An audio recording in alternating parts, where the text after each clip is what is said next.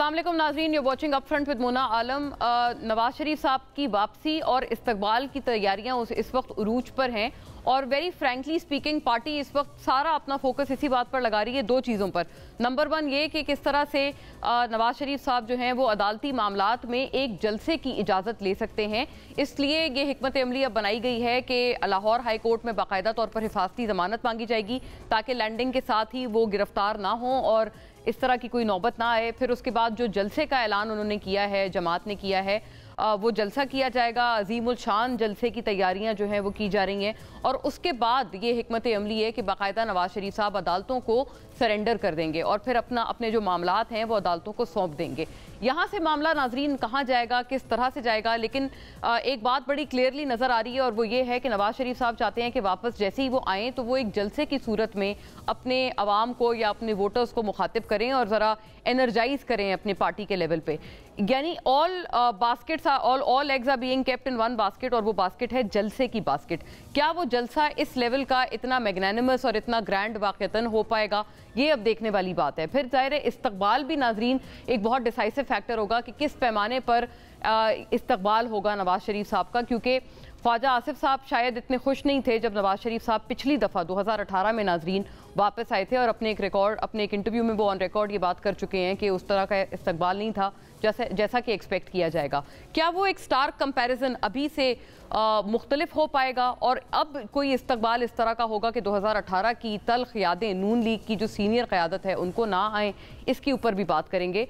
PTI के हवाले से नाजरीन मुश्किलात में इजाफा होता जा रहा है और दिन ब दिन इजाफा होता जा रहा है। पहले JIT ने कल, जैसे हमने उसके ऊपर तवील अपने प्रोग्राम में बात की, JIT ने 9 मई के वाक़यात में ना सिर्फ उनके चेयरमैन को बल्कि पूरी पार्टी में अक्सर और बेशतर जो लोग हैं, पार्टी की सीनियर लीडरशिप है, उसको कसूरवार करार दिया तमाम तर आर्सन के लिए। और आज भी नाजरीन FIA ने कुछ इसी किस्म का एक अपना जो वर्डिक्ट है वो जारी किया है और उन्होंने भी जो चलान है वो खुसूसी अदालत में जमा करा दिया है। कल नाजरीन इसी तरह से याद रहे कि JIT की तरफ से भी जो चलान था वो दायर किया गया था और अदालत में जमा करा दिया गया था। तो ये जो एक केसेस की बौछार है पाकिस्तान तहरीक इंसाफ पे, क्या उससे कोई निजात हासिल हो पाएगी? और वो ये कहते हैं दूसरी तरफ कि हम एक केस से निकलते हैं तो दूसरे में हम पकड़े जाते हैं। क्या ये वाकई इनका किया है जो इनके आगे आ रहा है, या फिर ये कि वाक़तन इनको सिर्फ जेल में रखना इन तमाम तर केसेस का मकसद है? ये भी एक दूसरा स्कूल ऑफ थॉट है। दोनों पे बात करेंगे। फौरी तौर पे कुछ नुकात हैं इस हवाल पर, देखते चलिएगा। Cipher case chairman PTI Shah Mahmood Qureshi कसूरवार करार चलान खुसूसी अदालत में जमा हो गया है। ये दूसरा चालान है जो कि हमें यके बाद दीगरे दूसरे रोज़ हमने देखा है अदालत में दायर होते हुए। साइफर केस में FIA ने चेयरमैन PTI और साबिक वज़ीर ख़ारजा शाह महमूद कुरैशी को कसूरवार करार दिया। FIA ने केस से मुतालिक चलान ऑफिशियल सीक्रेट एक्ट खुसूसी अदालत में जमा करा दिया है। FIA ने अदालत में जमा कराए गए चलान में चेयरमैन PTI और शाह महमूद को ट्रायल करके सज़ा देने की इस्तदा भी कर दी है। असद उमर FIA के मुल्ज़िमान की लिस्ट में शामिल नहीं हैं, जबकि साबिक principal secretary Azam Khan FIA के गवाह बन गए हैं, जिनका 161 और 164 का जो बयान है वो चलान के साथ मुंसलिक है। चेयरमैन PTI ने साइफर अपने पास रखा और स्टेट सीक्रेट का गलत इस्तेमाल किया। साइफर की कॉपी चेयरमैन PTI के पास पहुंची लेकिन वापस नहीं की गई। चलान के मुताबिक सेक्रेटरी खारजा असद मजीद और साबिक सेक्रेटरी खारजा सुहेल महमूद भी गवाहों में शामिल हैं। चलान कुल 28 गवाहान के नाम लिखे गए हैं, जिनमें वजारत खारजा से लेकर वजीर आज़म हाउस तक साइफर से डील करने वाले तमाम अफसरान नाजरीन शामिल हैं। ज़ाहिर है प्रॉब्लम्स में इजाफा तो हुआ है और असद उमर साहब इस पूरे मामले में अपने आप को एक बड़ा सेफ गार्ड करते हुए और अपने आप को सेफ महसूस करते हुए यकीनन देख सकते होंगे। पाकिस्तान तहरीक इंसाफ बहैसियत जमात इसके ऊपर भी एक राय रखती है और इसके ऊपर इस बात के ऊपर खासे सवालिया निशानात उठाती है कि असद उमर साहब how has he manage to escape the entire thing. वाकई इस बात में कोई सदाकत है या फिर ये कि असद उमर साहब इससे डायरेक्टली मुंसलिक ही नहीं थे? इसके ऊपर भी आज थोड़ी रोशनी डालने की कोशिश करेंगे। और दूसरी बात नाजरीन, नवाज शरीफ साहब और PMLN के हवाले से कुछ बातें ये की जा रही थी और सुनने में आ रहा था कि कोई ऐसी तकरीर है, नवाज शरीफ साहब ने कुछ लोगों की बात की, कुछ अफराद की बात की, उनको 2017 का जिम्मेदार ठहराया और ये भी बताया कि अवाम को बताया जाएगा, अवाम के आगे उनकी सच्चाई रखी जाएगी। That statement did not go well. ये एक र्यूमर थी, एक ग्रेप वाइन में एक इस तरह की बात थी, जिसके बाद कहा जा रहा था गुजरावाला में कोई मुलाकात हुई। शहबाज शरीफ साहब उस मुलाकात की 2 दफ़ा तरदीद कर चुके हैं। लेकिन नाजरीन, साबिक वजीर खजाना इसहाक डार साहब भी आज कुछ इसी तरह का बयान देते हुए नजर आए, और एक तरह से जो पिछला बयान था नवाज शरीफ साहब का, जिसको कहा जा रहा है जो एलिजिडली प्रॉब्लमेटिक बन गया था मियाँ साहब के लिए, नवाज शरीफ साहब के लिए, शायद उसके ऊपर कुछ उन्होंने एक नया वर्जन और एक मजीद उसके ऊपर एक बात उन्होंने की है। कुछ हद तक मियाँ साहब के पिछले बयान को उन्होंने वापस लिया है। सुनिएगा डार साहब ने क्या कहा है और ये कहने की नौबत क्यों आई, ये भी जानने की कोशिश करेंगे। बयान सुन लीजिए। 2 आपके पास चॉइसेस हैं, आप मुल्क को ठीक करने में लग जाएं या आप अपने इंतकाम और उन चीजों के सेटलमेंट में लग जाएं। मियां नवाज शरीफ साहब ने जैसे अल्लाह पे छोड़ा तो अल्लाह ताला की जात तो फिर इन्नल्लाह अला कुल्ली शैइन कदीर। मैं समझता हूँ कि मियां नवाज शरीफ साहब की जो पूरी जी नाजरीन, एहतसाब का मामला अल्लाह ताला पर छोड़ा है और ख़ुद इस हवाले से कुछ करने का इरादा नहीं है। ये बयान क्यों देना पड़ा, ये भी बहुत अच्छा एक सवाल है जो कि आज हम लोग पिच करेंगे। डोंट गो एनीवेयर, अपने पैनल के साथ वापस हाजिर होते हैं ब्रेक के बाद।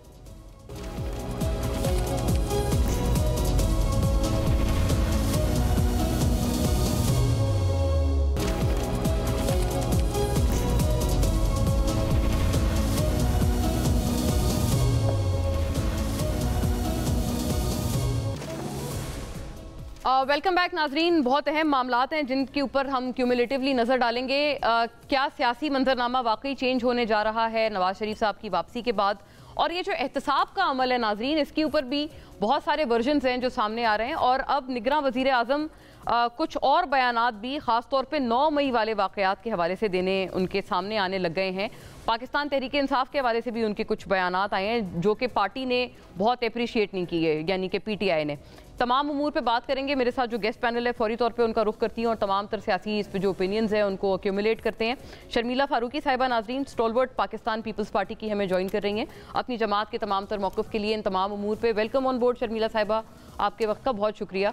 बैरिस्टर सैफ नाजरीन, पाकिस्तान तहरीक इंसाफ के स्पोक्स पर्सन भी हैं और फॉर्मर मिनिस्टर, लीगल अफेयर्स में भी अपनी पार्टी को गाइड करते हैं और काउंसिल हैं अपनी पार्टी के। Very warm welcome to you too sir.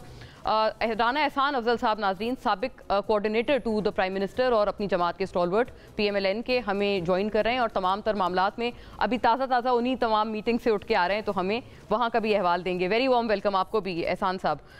बात का आगाज़ मैं आपसे करना चाहती हूँ बैरिस्टर सैफ, आपसे अगर बात का हम आगाज़ कर लें, और आप अभी मज़ीद प्रॉब्लम्स में, यानी कि पाकिस्तान तहरीक इंसाफ घिरती चली जा रही है। निगरान वज़ीर आज़म ये भी कह चुके हैं कि 9 मई वाले लोगों को तो बिल्कुल किसी सूरत नहीं बख्शा जाएगा। और मैं आपको एहसन इकबाल साहब का ट्वीट दिखाना चाहती हूँ जो उन्होंने जवाब दिया है जब उनको नईम पंजोता साहब जो काउंसिल हैं, PTI के वकील हैं, उन्होंने बताया, उन्होंने कहा कि जी इमरान खान साहब को एक छोटे से सेल में रखा गया है। तो एहसन इकबाल साहब ने नाजरीन जवाब दिया है और उनकी ट्वीट नाजरीन के लिए भी स्क्रीन पे अगर आए ताकि मैं उसी के तवस्सुत से ये सवाल करूँ। He kept me and Shahid Abbasi in a small cell where death sentence prisoners are kept, but neither I nor Shahid Abbasi ever complained. Barrister Saif, आप लोगों ने भी कुछ इसी तरह के सलूक किए थे अपने सियासी हरीफ के साथ?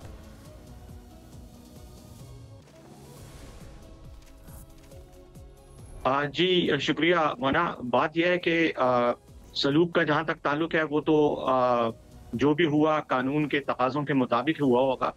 जहां तक खान साहब के जेल का ताल्लुक है, सहूलियात का ताल्लुक है, तो आपको इल्म है इस बात का कि खान साहब ने कभी भी अपने लिए ना सहूलियात मांगी हैं और ना सहूलियात के लिए किसी की मेहनत समाजत की है।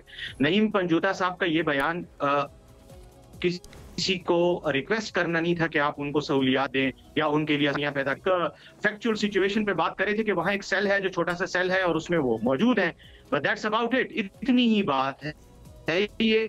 इसको अगर एहसन इकबाल साहब के किसी इन्फे को तस्वीर मिली है और उन्होंने फिर इस पर एक ट्वीट किया है तो वो एहसन इकबाल साहब और उनका ज़र्फ जाने। मेरे ख्याल में PTI की तरफ से ना तो पहले कभी इस तरह की कोई बात की गई है, कोई एक्स्ट्रा सहूलत मांगी गई है। सिर्फ एक ही मुतालबा किया गया है कि जेल मैनुअल जो कि एक कानून है उसके तहत जो सहूलियात किसी शख्स को इस स्टेचर के किसी शख्स को मैसर होनी चाहिए वो होनी चाहिए। वो मैं यही अर्ज कर रही हूं बैरिस्टर साहब, इस्लामाबाद हाई कोर्ट ने रिसेंटली इमरान खान साहब को ये अब नाजरीन ट्वीट देख सकते हैं एहसन इकबाल साहब की। सर वो भी सहूलियात तो नहीं मांग रहे, लेकिन वो ये कह रहे हैं कि वो भी एंटाइटल्ड थे क्योंकि एक उन्होंने फॉर्मर PM का नाम लिखा है और एक अपना भी बताया है कि उन्हें भी डेथ सेल में रखा गया था। तो यानी कि ये कि आप अपने मुखालफिन को भी डेथ सेल में रख रहे थे, उन्होंने भी आपसे कोई रियायत नहीं मांगी। राइट, मैं आई रिकनेक्ट, मेरा ख्याल है मेरा कनेक्शन बैरिस्टर साहब के साथ लूज हुआ है। राना एहसान अफजल साहब, मैं आपसे ये वाली बात जानती हूँ, तैयारियां बड़ी जोरों शोर से जारी हैं और तैमूर झगड़ा साहब की ट्वीट मैं आपको भी दिखाना चाहती हूँ, जिसमें वो आपने जो ऐप मुतारिफ करवाई है वो उसके हवाले से बात कर रहे हैं। और कुछ रोज पहले उन्होंने ये ट्वीट किया है, he says if you are a PMLN supporter please submit your name and cell phone number to Rana Sanaullah so you can be tracked through the PMLN Big Brother app to make sure that your attendance on October 21st is monitored. Further embarrassment cannot be afforded a public service message given PMLN's limited reach and popularity. क्या वाकई इस तरह की कोई परेशानी लाहक है party level पे कि इस्तकबाल के लिए लोग नहीं आ रहे? बिस्मिल्लाहिर्रहमानिर्रहीम। देखिए, हम तो बहुत इंथुजियास्टिक हैं और PMLN का जो ग्रास रूट लेवल तक जो है वो मौजूद है, वार्ड तक प्रेजेंस है। और मैं आपको ये पहले से ही इसकी पेशेनगोई दे दूं कि ये 21 अक्टूबर को पाकिस्तान का एक हिस्टोरिक वेलकम होगा। ये ऐसा वेलकम शायद ही कभी देखा हो। और इसके अंदर पूरा पंजाब, कराची, KPK, सब पूरे पाकिस्तान से पार्टिसिपेशन होगी। और इसको बिल्कुल बड़े अच्छे तरीके से प्लान किया जा रहा है। सारी हमारी जो विंग्स हैं वो मुतहरक हैं, पार्टी के टिकट होल्डर्स, साबका MPA, MNAs, everyone is working towards this. और ये इंश्योर किया जाएगा कि ये एक हिस्टोरिक वेलकम होगा। तो हमें तो कोई घबराहट नहीं है, हम तो बहुत मुतमईन हैं। जो रिस्पांस हमें वर्कर दे रहा है, जो वलवला हमें वर्कर्स के अंदर नजर आ रहा है, जो इंथुजियाज्म हमें नजर आ रहा है, तो हम तो इसको, और इसका तज़किरा आज मरियम बीबी ने भी किया अपने, जब वो बात कर रही थी कि वो बड़ी खुश हैं कि पार्टी का जो रिस्पांस लेवल है, जो हमारी विंग्स का रिस्पांस लेवल है, जो सबका रिस्पांस आ रहा है मियां साहब की वापसी पे, वो बिल्कुल बहुत खुशाइन है। तो हमें ये, अगर कोई ट्वीट किए किसी ने, उनका इंडिविजुअल पॉइंट ऑफ व्यू होगा, लेकिन बिल्कुल इसको मॉनिटर कर रहे हैं हम, टेक्नोलॉजी मुतारिफ करा रहे हैं, हम टारगेट्स हमने दिए हैं मुख्तलिफ ओहदेदारान को। वो बेसिकली इसी बात के ऊपर एहसान साहब सवाल उठा रहे थे कि मतलब इसकी जरूरत क्यों पेश आई कि आप बाकायदा सेल फोन नंबर्स के थ्रू आप मॉनिटर करेंगे उस ऐप को। वो कह रहे हैं कि इसकी क्यों जरूरत आई फिर पेश? नहीं, ये तो देखें, मेरे ख्याल से आज जिद्दत आ गई है और जिद्दत को पार्टी ऑर्गेनाइजेशन का हिस्सा बनाने की ज़रूरत है। और मरियम बीबी के आने से जो है ये चीज़ें पार्टी के अंदर पहली दफ़ा इंट्रोड्यूस कराई जा रही हैं। डेफिनेटली जिन लोगों को इसका नहीं है यूज टू, उनको ये नया लगेगा। लेकिन मैं समझता हूँ कि टेक्नोलॉजी को इंडक्ट करना पार्टी की ऑर्गेनाइजेशन के अंदर, पार्टी की मॉनिटरिंग के अंदर, उसकी प्लानिंग के अंदर, ये बड़ी खुशाइन बात है।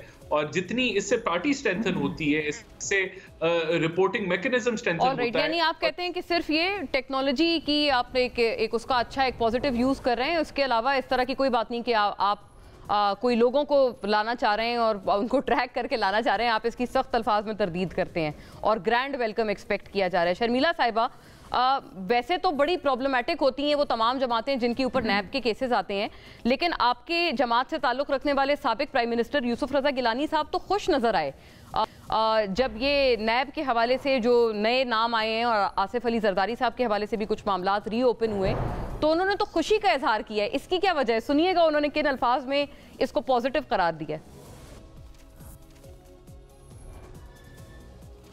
राइट, मैं शॉर्ट में मुझे अभी आई एम टोल्ड कि उसको ढूंढा जा रहा है। शर्मिला साहिबा, वो कहते हैं नैब केसेस की बहाली से लेवल प्लेइंग फील्ड जो है वो आ जाएगी। तो क्या आप इसको पॉजिटिव देखती हैं कि जरदारी साहब और दीगर के खिलाफ केसेस रीओपन हो गए? जी शुक्रिया मोना। देखिए, बात यह है कि नैब, इन्वेस्टिगेशंस, जेल, कोर्ट कचहरी, ये पीपल्स पार्टी के लिए कोई नई बात नहीं है। हमने तो वो वक्त भी देखा है कि जब एक बदतरीन सियासी इंतकामी कार्रवाइयाँ हमारी लीडरशिप के ख़िलाफ़ हुई, हमारी पार्टी के रहनुमाओं के ख़िलाफ़ हुई, पार्टी वर्कर्स के ख़िलाफ़ हुई, और हमने उसको भी with a pinch of salt लिया और बड़ी बुर्दबारी के साथ वो वक्त गुजारा। आपको याद होगा कि आसिफ अली जरदारी साहब ने बेगुनाही के अंदर 11.5 साल जेल में काटे, लेकिन वो कभी मुल्क छोड़ के नहीं गए, हालांकि उनके पास भी ये ऑप्शन था। बीमार थे लेकिन यहीं रहे, यहीं इलाज कराया। इसी तरीके से आप देखें कि फरियाल तालपुर साहिबा जेल गई, पिम्स अस्पताल से रातों रात उनको घसीट के जेल ले जाया गया। लेकिन हमने हमेशा अदालतों का एहतराम किया और जो सियासी इंतकामी कार्रवाइयाँ थी, जो फैब्रिकेटेड केसेस थे, उनका बड़े हमने दिलेरी के साथ मुकाबला किया और इंशाल्लाह आइंदा भी करते रहेंगे। तो केसेस खुलना बंद होना हमारे लिए कोई बड़ी बात नहीं है। ये वो लोग डरते हैं जिनके दिल में चोर हो या जो समझते हैं कि हम पे केसेस ना बने, लेकिन हम अपने सियासी मुखालफिन में मुकदमे बनाते रहें और उनको प्रेशराइज करते रहें, उनको थ्रेटन करते रहें। और आपने देखा कि पीटीआई के दौर के अंदर ये अरूज पे था। ऐसे हालात और मामलात थे कि आप ज़रा सी भी तनकीद करते थे या अख्तलाफ राय करते थे तो सीधा आप जेल में होते थे। तो वो बड़ा बदतरीन वक्त था। लेकिन ये तो मैं समझती हूँ अल्हम्दुलिल्लाह। क्या आपका वक्त, शर्मिला साहिबा, वो यही सवाल वो लोग आपसे भी करते हैं कि क्या आपका वक्त उसके कंपैरिजन में बेहतर था? यानी पीडीएम पीपल्स पार्टी का जो वक्त था वो क्या उस वक्त की ऑपोजिशन यानी कि पीटीआई ही थी ऑपोजिशन में, उनके लिए ठीक था? क्योंकि वो तो कहते हैं उनकी तो पार्टी तितर बितर हो गई और तोड़ दी गई। देखिए, अगर कहीं कोई मामला सही नहीं है तो कानून के मुताबिक कार्रवाई तो होगी मोना। ये नहीं हो सकता कि बाकी सबके लिए एक कानून और आप जो हैं वो किसी कानून से बालातर हो।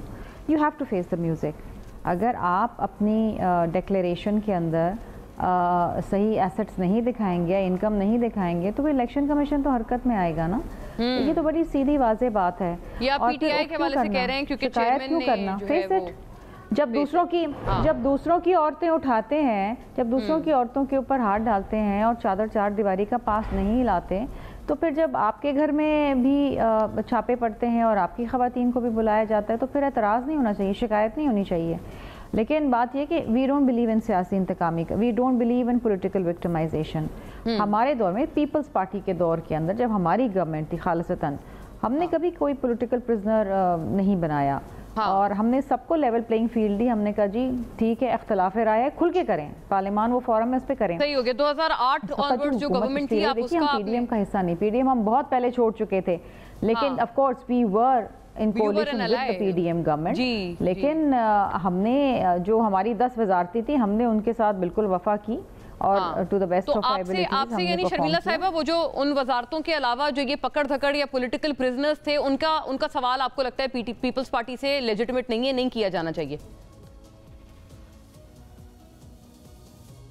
हमसे किस बात की शिकायत ना हम मुकदमे बना रहे हैं, ना हम गिरफ्तारियां कर रहे हैं और ना हम कार्रवाई कर रहे हैं। ये खालिसतन ईसीपी का मामला है, अदालतों का मामला है, पुलिस का मामला है, नैब का मामला है। We have nothing to do with it. ठीक है, आपका कुछ भी इसमें नहीं है। और एहसान साहब से पूछूंगी कि क्या वो भी इसको कहते हैं कि ये इदारों का ही मामला है। लेकिन बैरिस्टर सैफ, आई थिंक आप मुझे सुन पा रहे हैं। I don't know for some reason आपको मैंने स्काइप पे लूज कर दिया है, लेकिन आई थिंक आपको मेरी आवाज़ यहाँ आ रही है। अभी शर्मिला साहिबा ने कहा कि आप अगर दूसरों की औरतों को पकड़ेंगे तो फिर आपको अपने भी, अगर औरतों के, आपकी पार्टी की जो औरतें हैं उनके ऊपर अगर कोई इल्ज़ाम आता है तो उनकी पकड़ धकड़ के लिए भी तैयार रहना चाहिए। और ये पीपल्स पार्टी ने नहीं किया। वो कहती हैं कि वैसे भी उनकी हुकूमत अलायंस में थी, मतलब खालिसतन पीपल्स पार्टी की हुकूमत नहीं थी और सारे इदारे मुतहर्रिक थे। बेसिकली इदारों की जो है आंखों में धूल झोंकी गई थी, गलत नॉमिनेशन पेपर्स में बातें की गई थी। जी, बात यह है मोना कि जहां तक नैब के हवाले से पकड़ धकड़ का ताल्लुक है, करप्शन के केसेस, नैब के केसेस, तो वो शर्मिला साहिबा को मैं सिर्फ याद दहानी करने की जसारत करूंगा कि ये ज्यादातर केसेस आपकी कायदीन के खिलाफ मुस्लिम लीग नून की हुकूमत में बने थे और मुस्लिम लीग नून के कायदीन के खिलाफ जो केसेस बने थे वो आप लोगों की हुकूमतों में बनाए गए थे। इसमें तहरीक इंसाफ का कोई केस बनाने, हम कोई नैब के इंस्पेक्टर नहीं भर्ती हुए थे कि हम आपके खिलाफ केस बनाएं। वो नैब का काम था और आपने अपने दौरे हुकूमत में एक दूसरे के खिलाफ केस बनाए थे जो अदालतों में जेर इल्तिवा थे। और अगर कोई गिरफ्तारियां हुई हैं तो अदालतों के हुक्म पे, नैब के वारंट्स पे हुई। और आपको भी पता है नैब के कानून का पहला हिस्सा, पहला सफा पढ़ने, पहली लाइन पढ़ने का आपको पता चल जाएगा कि ये एक ऑटोनोमस बॉडी है जो कि हुकूमत पे जो कि अपने फैसले खुद करती है। पहली बात तो ये है। दूसरी बात ये है कि हमारे ये हमेशा से मौक़िफ़ रहा है कि हमारे खिलाफ सियासी इंतकामी कार्रवाइयाँ हो रही हैं। तो मैं शर्मिला साहिबा का बहुत मशकूर हूं कि उन्होंने इस बात का एतराफ़ कर लिया कि पीटीआई की खवातीन, पीटीआई के लोगों के खिलाफ जो कार्रवाइयाँ हो रही हैं सियासी इंतकाम ही है, ये बदला उतारने वाली बात हो रही है। और क्योंकि इन्होंने खुद ही कह दिया हम तो नहीं रो रहे, हमने तो ना रोना धोना किया है, ना हम जरदारी साहब के पांव पड़े हैं, ना हम मियां साहब के पांव पड़े हैं कि जी हमें इन केसेस से निजात दिलाएं। हाँ। हमारी खवातीन अगर जेलों में हैं तो हमारे लोग भी अदालतों में मौजूद हैं, हम अदालतों ही के लेकिन बैरिस्टर साहब एक प्रॉब्लम यहाँ ये आ जाती है कि आप कह रहे हैं ना नैब एक ऑटोनोमस इदारा है, तो नैब के हवाले से आपको याद होगा गिरफ्तारी बाद में होती थी, गवर्नमेंट यानी आपकी जो साबिक पीटीआई गवर्नमेंट थी उनका ऐलान पहले कर देते थे कि अब ये वाला पकड़ा जाएगा, अब ये वाला पकड़ा जाएगा। और जो शहबाज शरीफ साहब पे केस है, एटलीस्ट ये जो टीटीज वाला मामला और ये सारा केस, ये तो आप लोगों ने ही बनाया है, ये तमाम कट्टा आपने खोला है, आप ये नहीं कह सकते पीपल्स पार्टी के दौर में बनाए। नहीं ठीक है, हमारे दौर में भी केसेस बने, लेकिन ज्यादातर जो केसेस जिनमें इनके लीडर्स गिरफ्तार हुए हैं, प्रॉब्लम्स हुए हैं, वो उन केसेस में हुए थे और वो पुराने दौर के केसेस। अच्छा, अक्सर की बात कर रहे हैं हम, मेजॉरिटी की बात करें, ठीक है। जहां तक हमारा ताल्लुक है तो जाहिर है हम भी हुकूमत में थे और अगर किसी जुर्म की इतला आती है और इंफॉर्मेशन आती है तो उस पर कार्रवाई करना हुकूमत की जिम्मेदारी होती है। उसमें अगर जरदारी साहब का नाम आता है या किसी आम क्या नाम है वो मकसूद चपरासी का नाम आता है तो हमें उस पर कार्रवाई तो करनी थी और हमने की कार्रवाई।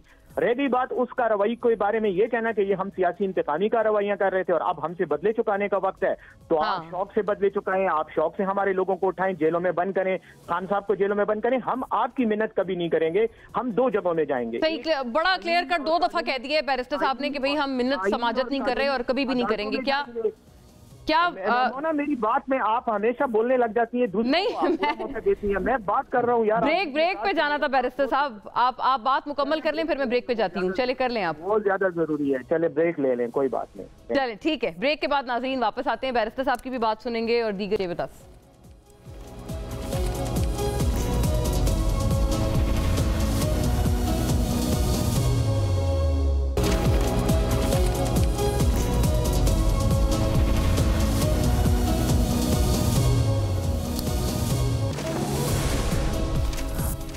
वेलकम बैक नाजरीन। राना एहसान साहब, मैं आपकी तरफ ये मामला लाती हूँ। हिफाजती जमानत के तो आपने फैसला किया हुआ है कि लाहौर हाई कोर्ट से आप लोग लेंगे नवाज शरीफ साहब की वापसी के ऊपर, लेकिन ये बताइएगा अभी शर्मिला साहिबा ने बात की, वो कह रही हैं कि उनकी तरफ से कभी कोई बीमार होने की सूरत में अब्रॉड नहीं गया। फरियाल तालपुर साहिबा ने यही इलाज कराया, जरदारी साहब ने भी यही इलाज कराया, जबकि नवाज शरीफ साहब ऑन दी अदर हैंड इलाज की गर्ज से गए थे और यकीनन उनका जो टाइम था जो उन्होंने मांगा था अदालत से वो लैप्स कर चुका है। वो काफी, I think it's been around 4 years के वो 4 साल बाद तकरीबन वापस आ रहे हैं। देखिए मोना, अभी तो हाई कोर्ट के फैसले के मुताबिक जो है वो मुल्क से बाहर गए थे। बात यह है कि मुल्क से बाहर कोई शौक से नहीं जाता और 9 साल का उनका इक़्तिदार था एज इन फेडरल गवर्नमेंट, लेकिन उन्होंने 11-12 साल जिला वतनी काटी है और जो पॉलिटिकल विक्टिमाइजेशन उनके खिलाफ हुई, देखें वो चीजें अब बच्चा जानता है कि किस तरीके से साकिब निसार का कोर्ट जो पीटीआई की टिकटें बांटता फिर रहा है, उसने टारगेट किया, उस वक्त की इस्टेब्लिशमेंट ने किया, पनामा से कामा निकाला, किस तरीके से उनसे वजारत उज़्मा छीनी गई, सदारत छीनी गई, आरटीएस बिठाया गया, उनको गिरफ्तार किया गया, उनकी फैमिली को, उनके दामाद को, उनकी बेटी को मरियम नवाज को। तो ये सारी चीजें जो हुई हैं, ये बोगस केसेस बनाए गए और ये केसेस खत्म होने हैं। उनकी वापसी पे इंशाल्लाह ताला अगर इंसाफ हुआ तो ये बड़ी जल्दी खत्म हो जाएंगे। वो तो पीपल्स पार्टी की क़यादत भी कहते हैं कि जरदारी साहब ने भी कोई बड़े साल, और आई थिंक पीएमएलएन की गवर्नमेंट थी, उन्होंने जेल में उस वक्त भी काटे थे और वो फिर भी उसके बावजूद कहते हैं कि इलाज तो हमने वतन में ही रह के कराया, उनकी फैमिली में कोई इलाज के घर से बाहर नहीं गया। तो आप इसको कैसे रिस्पॉन्ड करेंगे? देखें, बात यह है कि अगर वतन की बात करें तो वो तब वतन वापस आए थे जब उनकी जो बेगम थी वो डेथ बेड पे थी और मरियम नवाज, और वो जानते हुए कि सजा उनकी प्रेजेंस, गैर मौजूदगी में हुई सजा उनको और उनकी गिरफ्तारी होनी थी, तो वो गिरफ्तारी देने भी पाकिस्तान आए। तो जहां तक कानूनी तकाजे हैं, कानूनी तकाजे हमेशा उन्होंने पूरे किए, अदालतों में वो पेश हुए।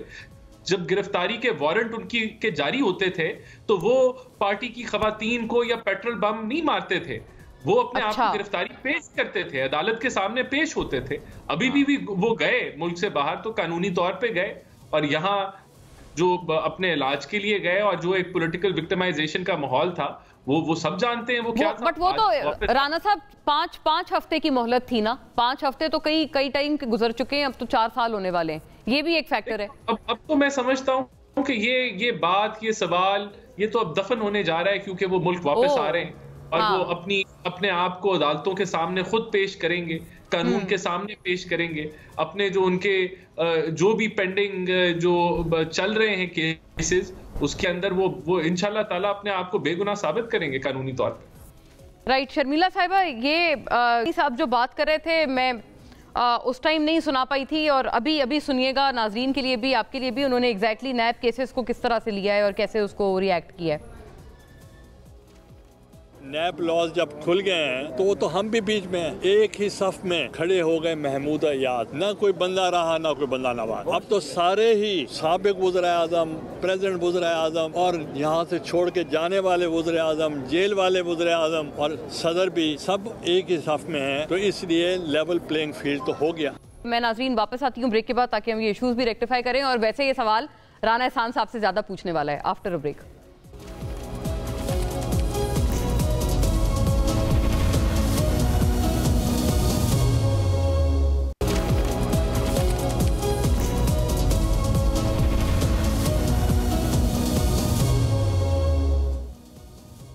जी वेलकम बैक नाजरीन। शर्मिला साहिबा को आई थिंक मेरी स्टार्ट में आवाज़ नहीं आ रही थी, मैं उनसे दोबारा यही सवाल करने की कोशिश करती हूँ। शर्मिला साहिबा, all right, I am being told कि शर्मिला साहिबा शायद अभी भी उनको मेरी तरफ से ऑडियो का प्रॉब्लम है। नाजरीन, वज़ीर-ए-आज़म, निगरां वज़ीर-ए-आज़म ने दो इस तरह के बयानात दिए हैं जो कि थोड़ा सा किस पार्टी के लिए क्या माहौल होगा और किस तरह की लेवल प्लेइंग फील्ड होगी, क्या उनके लिए प्री इलेक्शन जो एक चीज़ें होती हैं वो होंगी, इसको डिसाइड करने के लिए कुछ अपने हालिया इंटरव्यूज़ में कुछ थोड़ा सा अंदिया दिया है। सुनिएगा उन्होंने क्या कहा है। एक बयान उनका पीटीआई के हवाले से और जो 9 मई वाले लोग हैं उनके हवाले से है, और एक नवाज शरीफ साहब के हवाले से है। जनाब इमरान खान को अगर जुडिशल रेमेडी इवेंचुअली मुयसर ना आई और वो अदालतों से अपने लिए कोई रिलीफ न ले पाए, तो बदकिस्मती से जनाब इमरान खान साहब जो हैं वो उसके नताइज शायद उनको फिर उनका सामना करना पड़ेगा। पाकिस्तान तहरीक इंसाफ के साथ कतन कोई सख्ती नहीं बरती जाएगी। हाँ, उन लोगों के साथ कानून के मुताबिक ज़रूर रवैया रखा जाएगा जो मनफी सरगर्मियों में पाए गए। जी नाजरीन, 9 मई वाले लोगों के लिए तो कोई नरमी नहीं होगी, और नवाज शरीफ साहब के मामला जो हैं वो अदालत में हैं। और एक जगह एक इस तरह का बयान शायद पहले भी था निगरां वज़ीर आज़म का, जहां वो कह रहे थे कि ऐसा अगर उनके बगैर इलेक्शन लड़ना हो तो ऐसा नहीं है कि इलेक्शन हो नहीं सकता। मैं I take it across to Rana Ehsan साहब। राना साहब, ये आखिरी एक सवाल है आपसे मैं करना चाहती हूँ, फिर मैं उसके ऊपर वाइंड अप करूँगी आपके जवाब पे।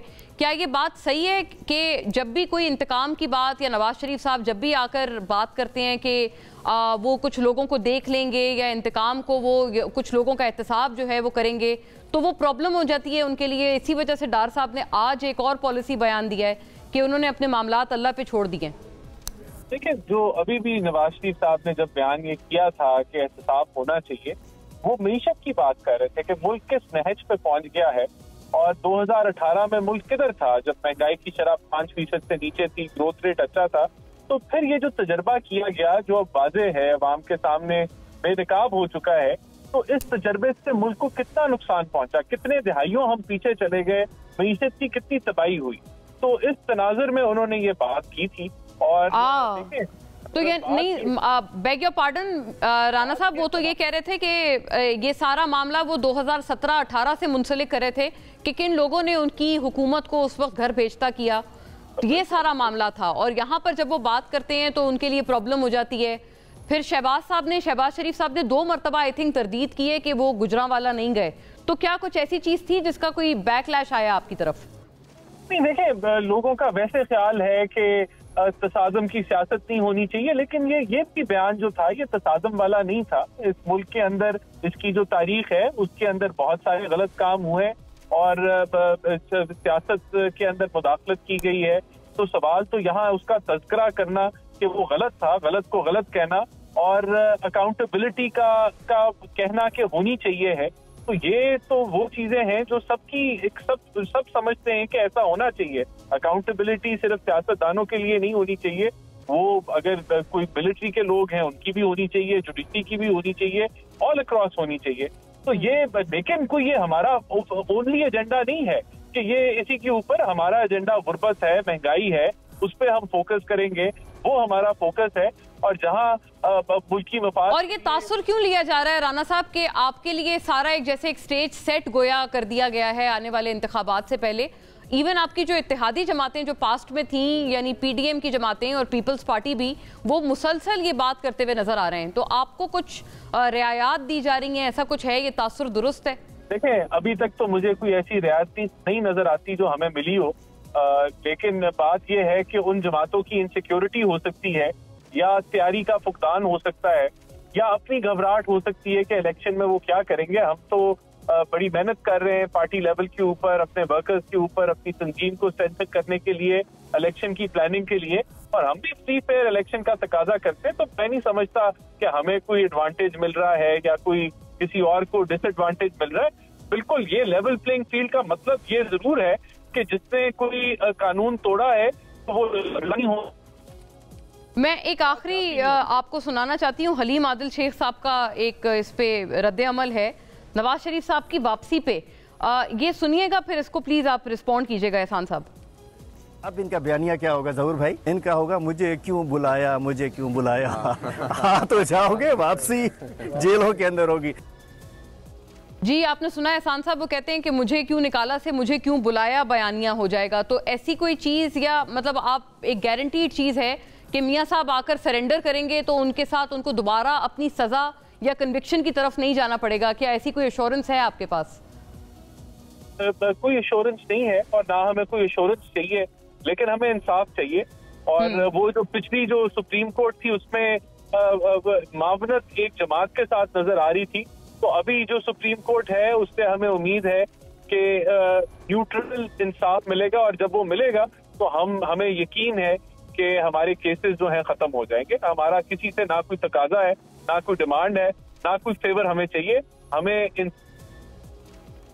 ऑलराइट, कोई फेवर नहीं चाहिए, लेकिन नई जो अदालत है यानी कि चीफ जस्टिस काजी फायद ईसा की अदालत, उससे अच्छी उम्मीदें वाबस्ता की हुई हैं PMLN ने, अकॉर्डिंग टू राना एहसान साहब। नाजरीन, I will wind up on this note. आपके देखने का शुक्रिया। अल्लाह हाफिज़।